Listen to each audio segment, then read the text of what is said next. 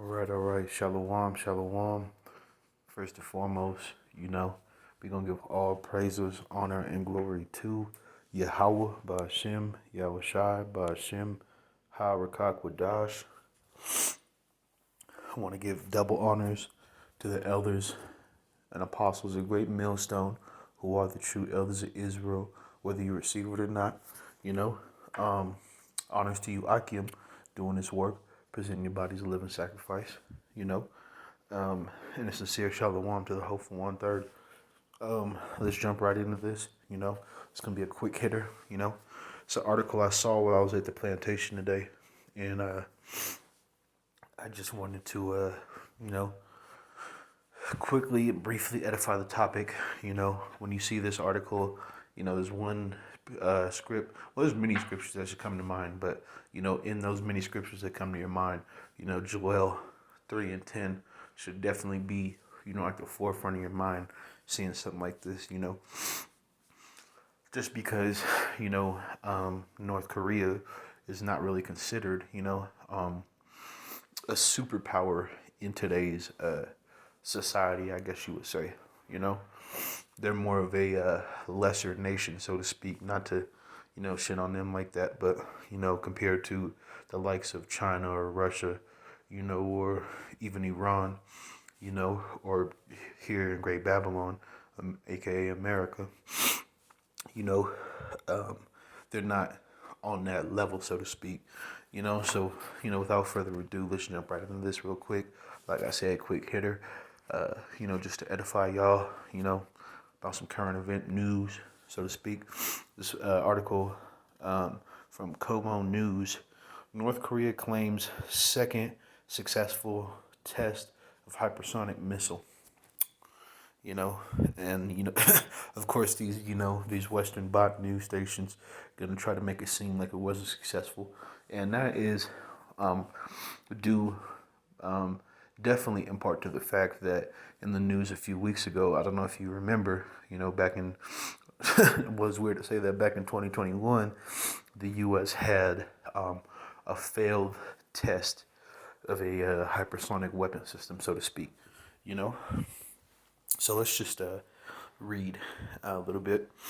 Seoul, South Korea. The American Babylonian drunkard of the Koreans, so to speak, the ones not in their right mind, as opposed to the North Korean.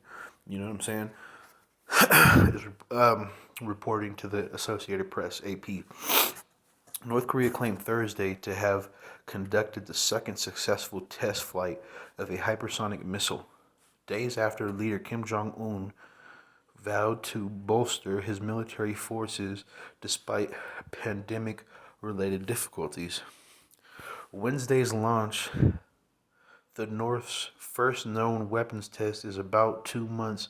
In about 2 months, indicates the country will press ahead with plans to modernize its nuclear and missile arsenals rather than return to disarmament talks anytime soon.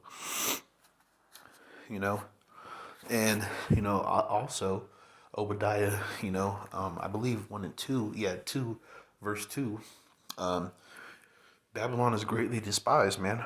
And the Most High is also hardening the hearts of the kings pursuant to the book of Proverbs. So like I said, there's many scriptures that should come to mind, but for sake of time and just keeping it short and keeping it to the point, I'm going to bring out Joel 3:10 after I read a little bit more.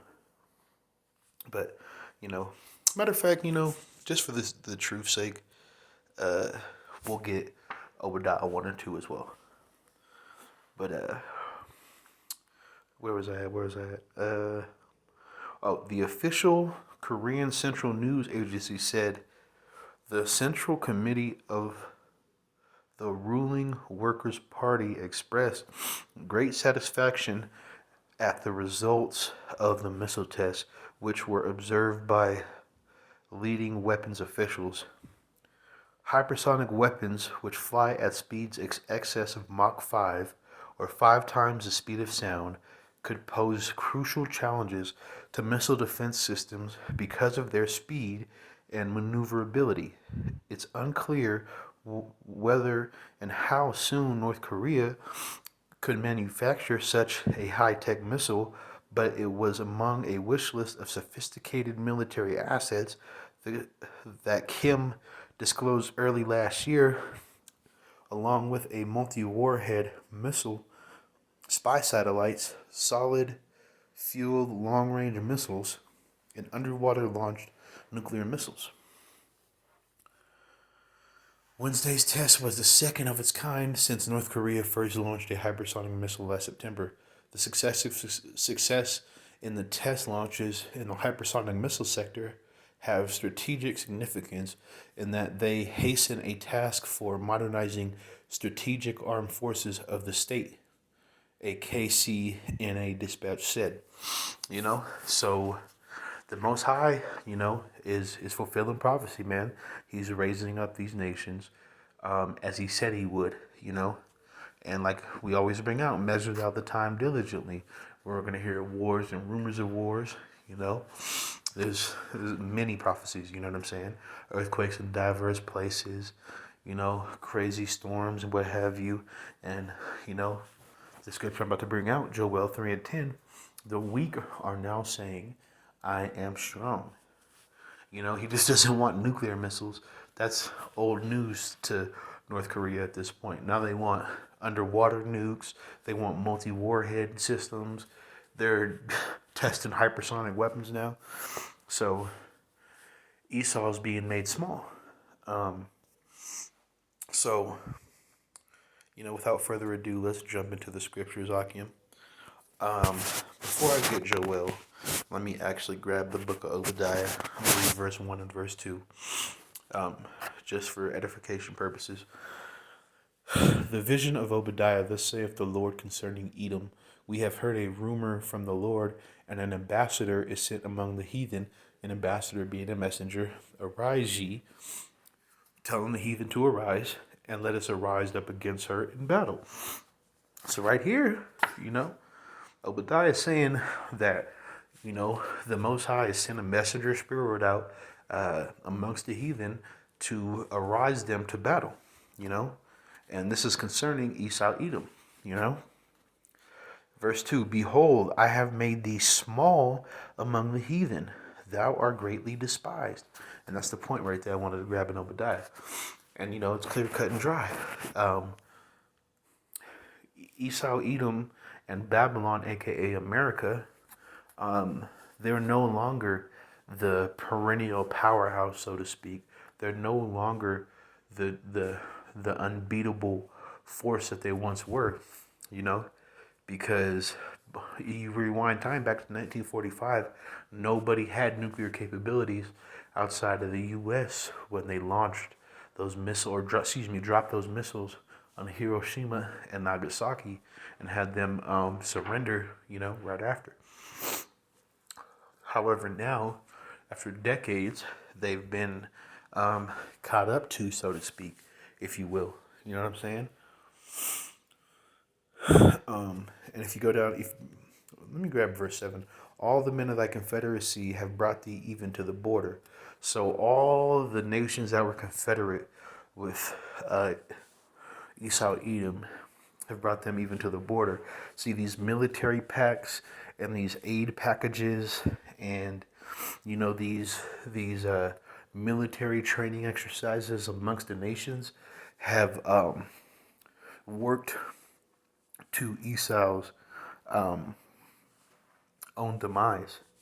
See, America's gotten so comfortable that they're willing to go train certain forces overseas and essentially give up, tactics which have made the U.S. military great.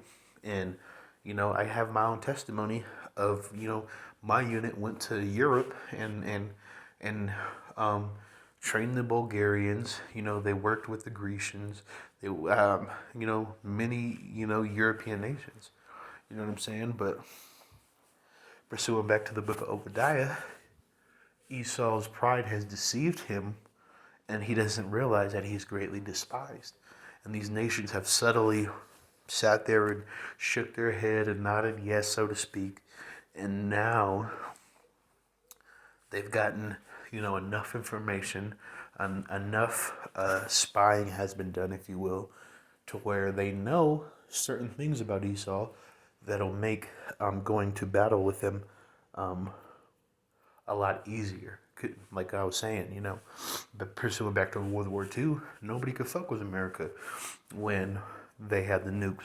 But now, shit, India has nukes, France has nukes, the UK has nukes, fucking, I think Australia even has nukes, man, you know? India, I don't know if I said the Elam. So this is in a separate thing that Esau has. His gift was the sword, but as he's being brought to his desolation, hey, now even Elam has the sword, man. Moab has the sword.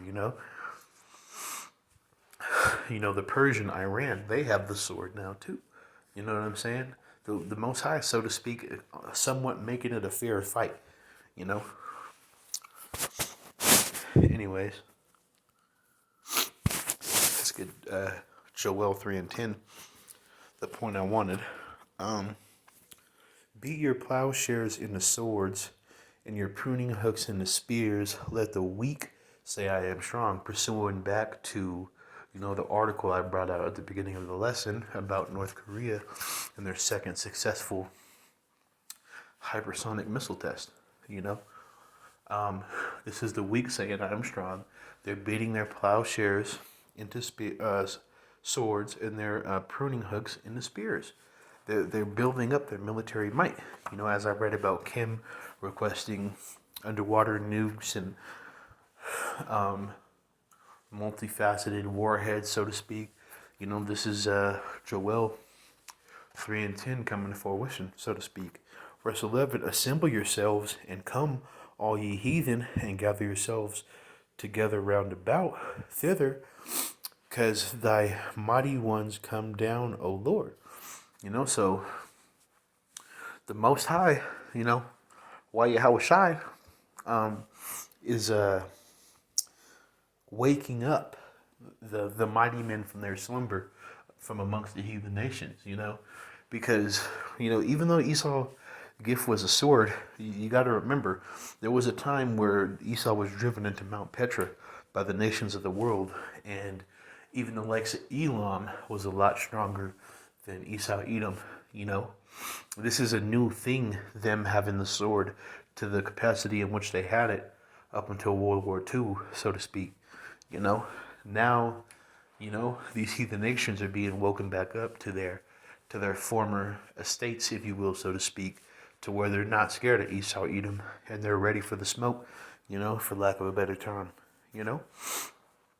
So, measure thou the time diligently, as the scriptures say, and we got to give diligence to make our calling and election sure, because, these prophecies are not waiting for anybody, nobody in this truth, The Most High is going to seal his elect regardless. We know there's going to be even Israelites coming in at the very last second, like the elder in Chicago likes to say, the Indiana Jones slide, under that wall, just barely making it through, sliding under that, like the spy movies, sliding under the laser, or the door closing, We know people are going to come in, so, like I said, these prophecies are not waiting for anybody.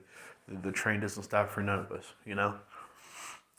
Because, the elect are going to do what they need to do, regardless, And the Most High is going to save them, regardless, So, with that, I really hope this video was edifying, Thawada for listening, and, with that, I want to give all praises, honor, and glory to Yahweh Ba'Shem, Yahushai Ba'Shem, Rakak B'dash, double honors to the elders, great millstone, honors to Joachim, present your bodies a living sacrifice, giving the 144% truth, and a sincere shalom to the hopeful 1/3.